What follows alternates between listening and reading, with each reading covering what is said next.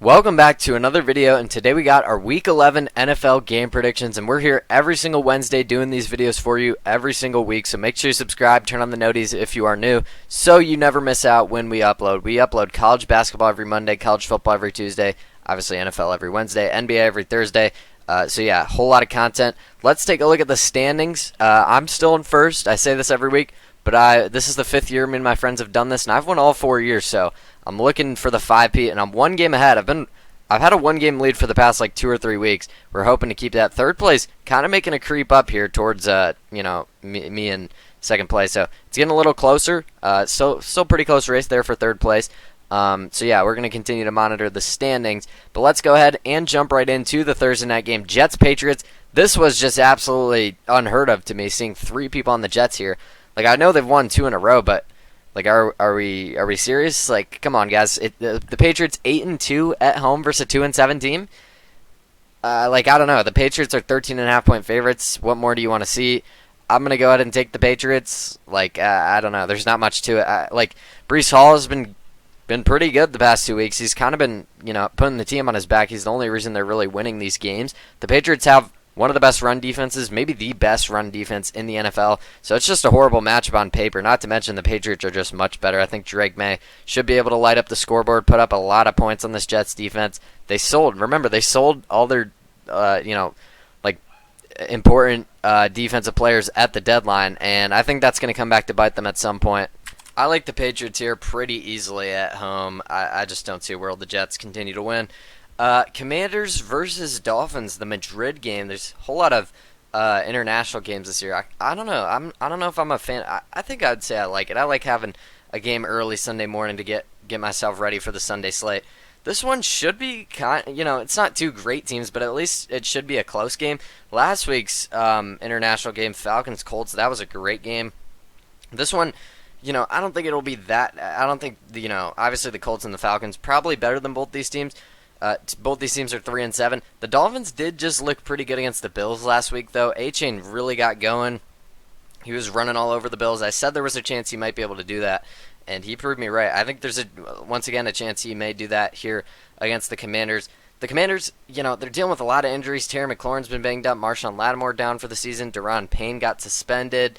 I believe Trey Amos also, questionable or maybe out for this game.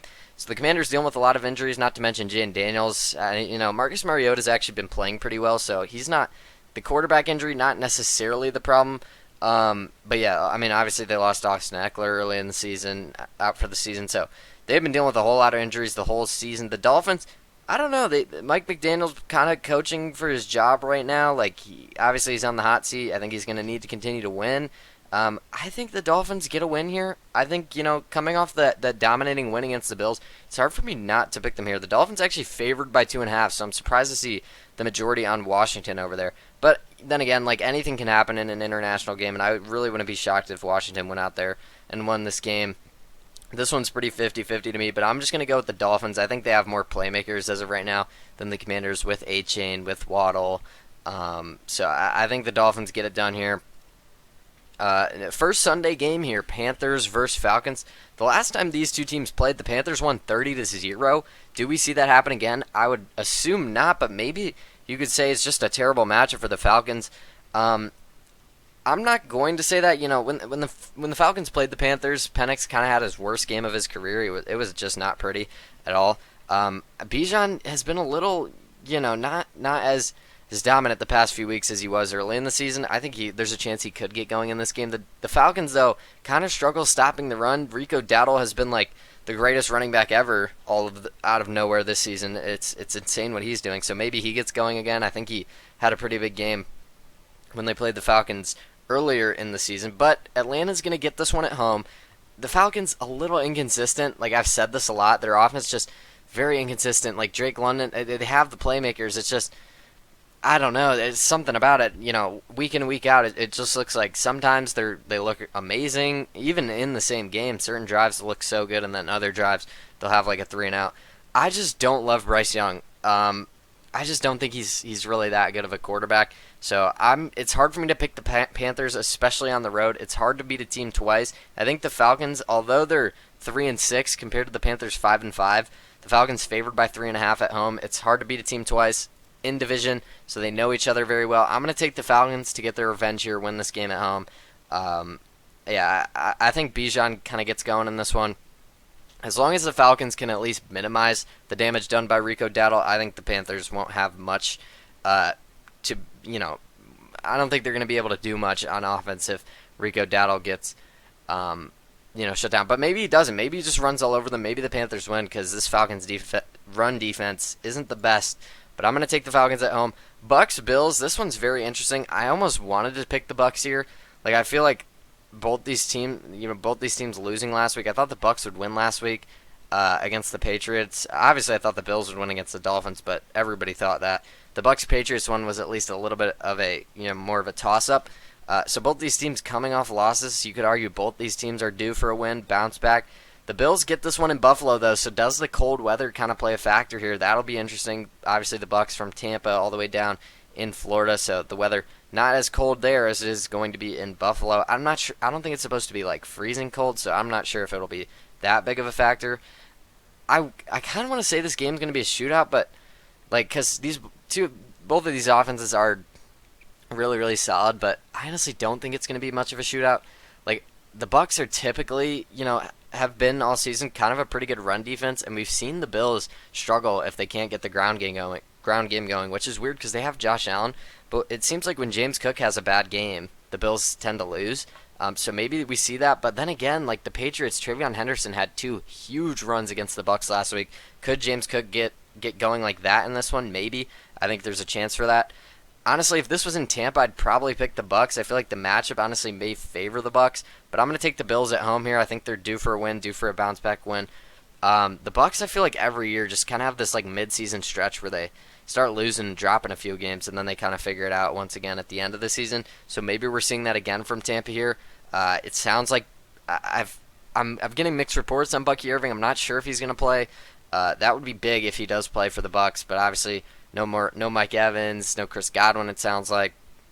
I think the Bills get it done at home here, but this is a very good game. 2 6-3 teams, 2 playoff teams. Texans Titans.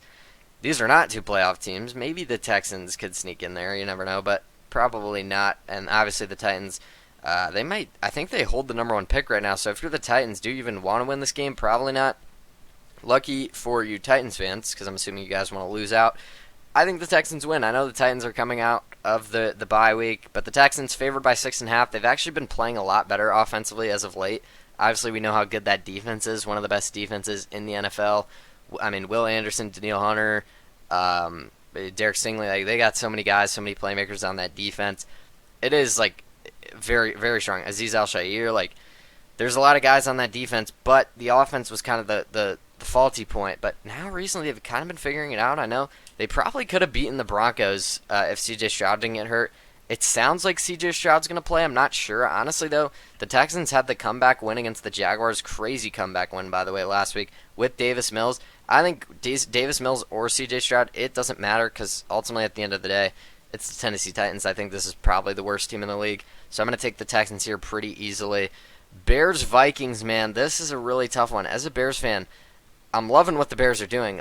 Obviously, I'd like them to just win in a more comfortable fashion, but it's very fun to see them every single Sunday find a way to win these games, just come back at crazy, crazy games.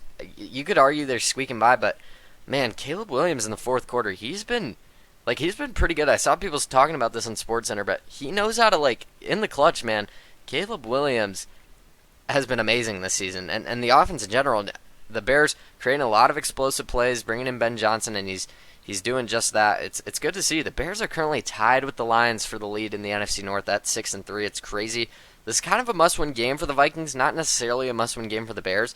If the Bears do find a way to win this game, though, we're probably looking at the Bears as a playoff team. If they move to 7-3, there's a good chance they get in the playoffs. I think they probably would. For the Vikings, if they lose this game, they probably won't be making the playoffs. Now, if they win, they move up to 5-5. They're only a game back of the Bears. So this is kind of a big game for the Vikings at home. The Vikings were kind of the Bears of last year. Last year, the Vikings had a close game, it felt like, every week, and they would find a way to win. That's not really been the case. That's kind of the Bears have kind of taken that mantle this season. So we'll see. These are the teams of the past 2 years who have been playing close games. It feels like every game squeaking by. Honestly, I just feel like the Bears are kind of due for a loss. Like, they've won, they started off 0-2, now they're 6-3. They're 6-1 over the last 7 games. Like, I don't know. I feel like they're just due. The Vikings have been getting a little bit healthier. The Bears, I will say, the Bears' running game is pretty solid. DeAndre Swift, Common Unguy, both those guys have been really, really good since like the Saints game, really, which was, I want to say, week 4. So that's like 5 weeks in a row of consistent run game work. The Bears have been really good running the ball, but I just feel like the Vikings at home, this is going to be once again a close game in the fourth quarter. The Vikings did win the first time around, and I don't like picking them to win again, but I don't know, in Minnesota, I feel like the Bears are just kind of due for a loss. Like, the Bears are kind of like the Broncos in the sense that they don't look all that great until like the fourth quarter, second half, and then they find a way to win. I'd say the Broncos probably look worse throughout, the first 3 quarters, but maybe the Broncos look better in the fourth. But then again, like, I don't know, the Broncos are like 8-2, so I don't even know if I could say that. We're spending a lot of time on this game just to say this is going to be a very close game. It's going to be down to the wire. Could go either way, but I'm going to side with the home team. I think the Bears might be due for a loss there. Packers-Giants. The Giants, Jackson Dart got concussed, so hopefully he's going to be all right. He was kind of running all over the Bears. If Jackson Dart stays healthy against the Bears last week, the Giants probably win that game. But he didn't. The Bears end up winning. The Giants moved to 2-8. Sounds like they're going to be starting Jameis Winston in this game, so I'm excited to see that. He's always a lot of fun to watch. But I'm going to take the Packers. The Packers have now lost 2 home games in a row. Last week to the Eagles, and kind of an ugly game. Questionable play calling on both sides. And obviously they lost to the Panthers the week before that, which was a really bad loss. But here against the Giants, favored by 6.5, I think the defense should be able to turn over Jameis Winston probably a few times. And I think they should be able to do enough offensively to get the win here. So I feel pretty confident about that. Bengals-Steelers. We saw this a few weeks ago on Thursday Night Football. The Bengals actually won that game. Jamar Chase, T. Higgins. I think I said this when we broke down this game the last time they played. But Jamar Chase, T. Higgins, feels like they always have great games against the Steelers. Could we see that again? Potentially. Joe Flacco's came in, and he's really just focused in on those two, getting those two as many targets as possible. And it's kind of been working. They've been putting up a lot of points. But I will say, this Bengals defense is still one of the worst in the league. The Steelers, they did lose last week to the Chargers on Monday Night Football. They gave up 25 points, but I will say the Steelers' defense in recent weeks has been a lot better than it started. We were saying this earlier in the season, but the Steelers typically rely on their defense, but this year the defense has not been great. Well, I kind of take that all back. The Steelers starting to get some pass rush now. They're kind of switching things around in the secondary. Jalen Ramsey's been playing like free safety sometimes, which I think is interesting, and it seems to be working. So it looks like they've kind of figured it out defensively. It looks like they're back to the normal Steelers defense.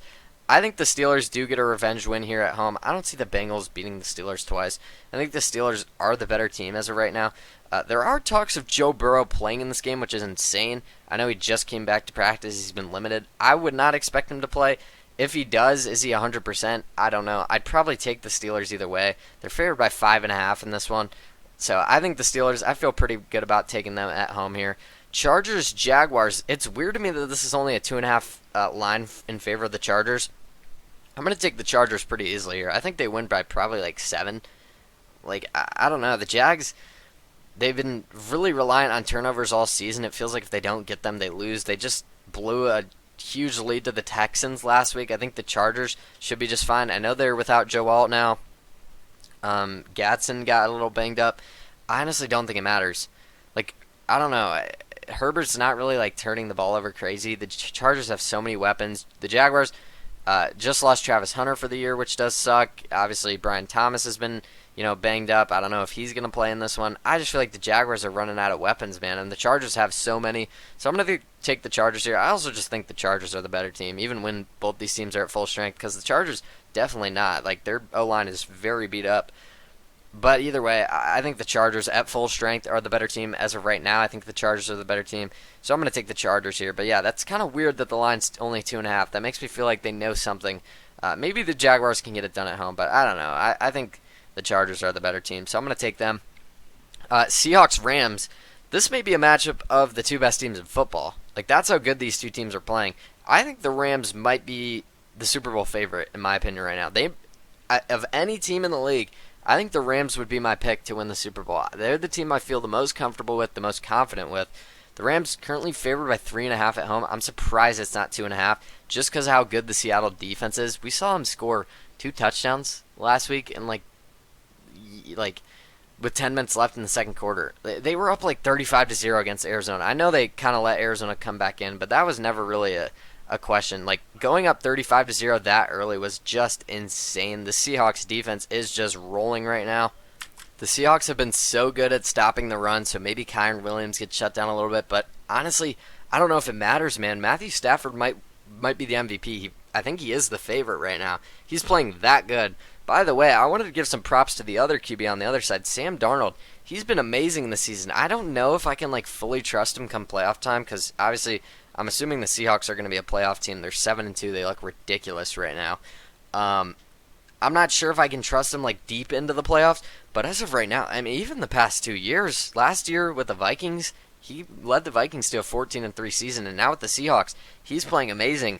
But Matthew Stafford probably playing better, so this is going to be a crazy game. JSN versus Puka, so many storylines here. The two top teams in the NFC West.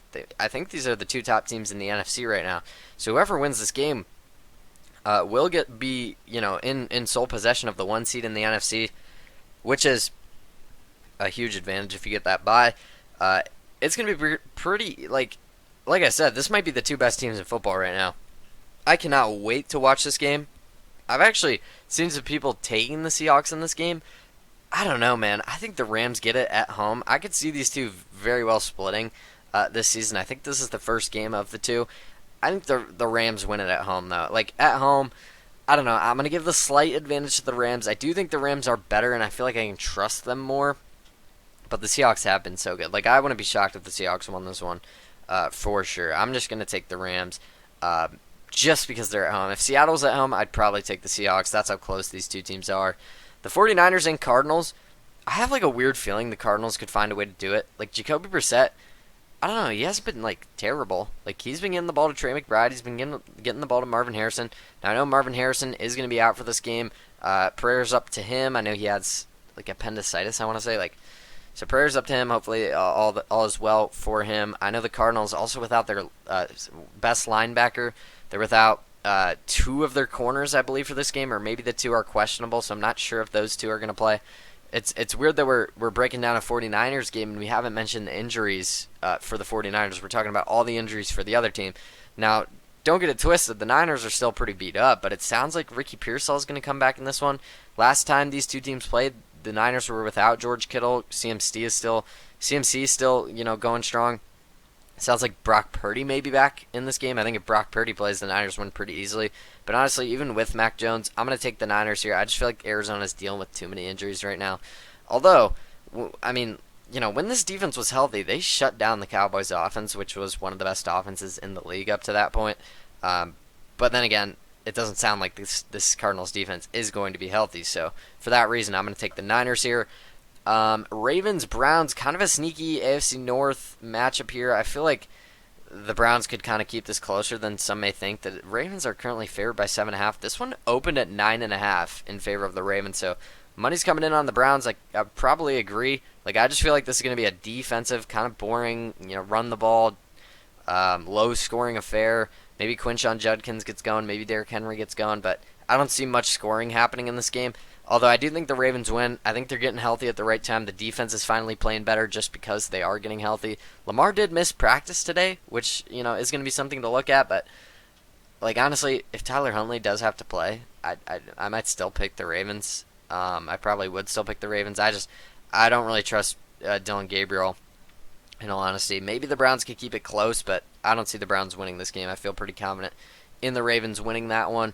They're moving on, though, to our next game. It's going to be Chiefs-Broncos, an AFC West matchup here. The 5-4 Chiefs, could you imagine the Chiefs fall to 5-5 10 games into the season? That would be insane.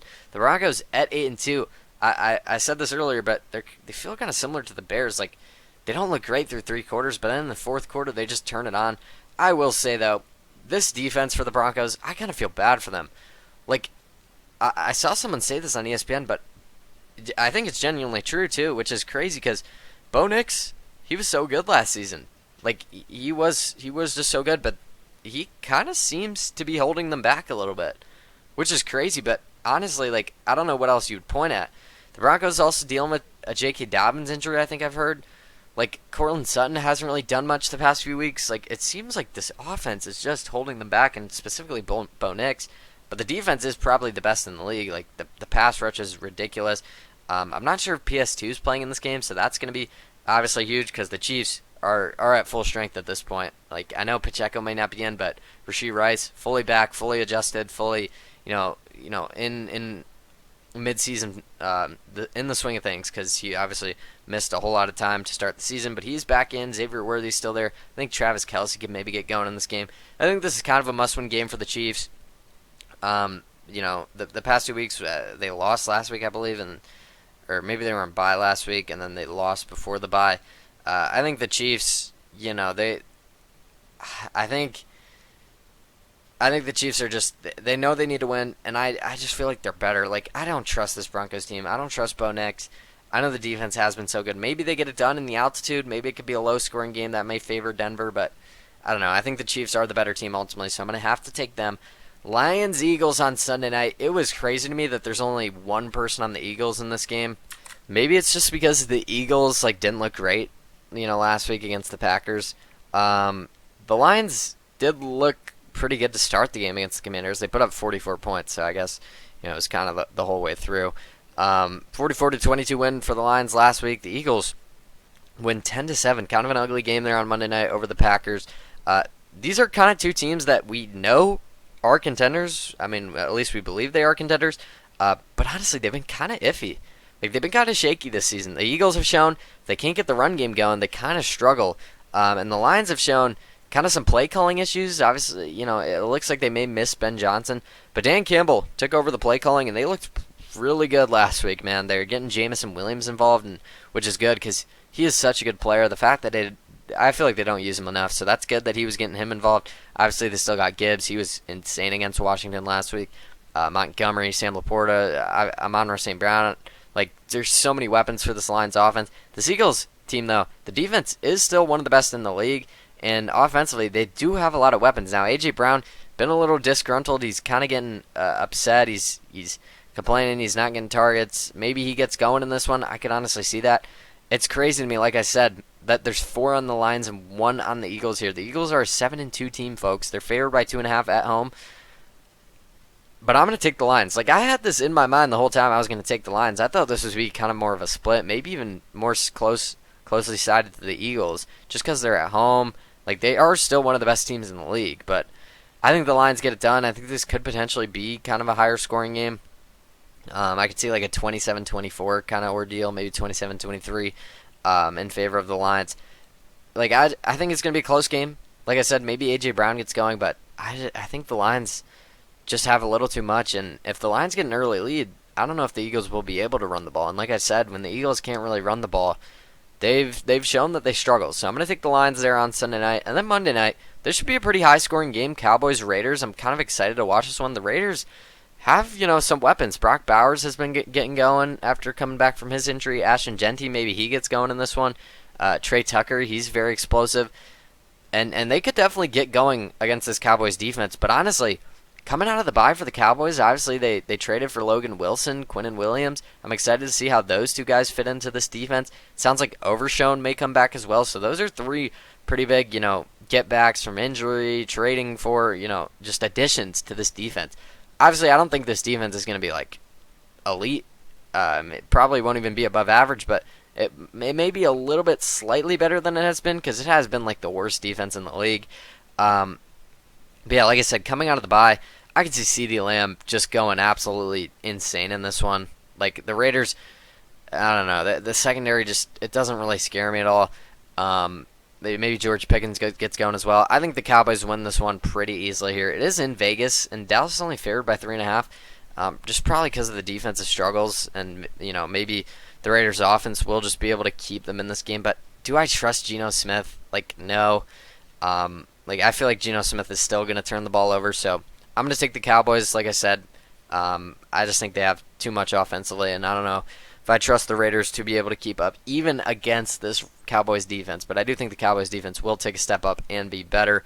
But that's going to do it for the Week 11 NFL game predictions. Hope you guys enjoyed this one. If you did, make sure you go down there, leave a like, subscribe if you are new. Turn on the notice to make sure you don't miss whenever we upload videos. College basketball every Mondays, college football every Tuesdays, NFL every Wednesdays, NBA every Thursdays. I'm going to keep saying it because that's going to be the schedule for the foreseeable future until some of these seasons start ending, which still months away. So going to keep saying that. Going to try to get that in your guys' head. Thank you so much for the support you've been showing on the recent videos. I'm going to continue to keep on grinding, keep on getting you these daily, weekly videos. So, just thank you guys so much. Thank you for watching this one. I'm actually not sure if we're going to do an NBA video tomorrow. I'm going to try. If not, it may have to be on Friday or Saturday, maybe Sunday. It may get pushed back a few days, but we're going to try to get you one in there. I am very busy tomorrow, though. But once again, thank you so much for watching, and I will see you guys next time.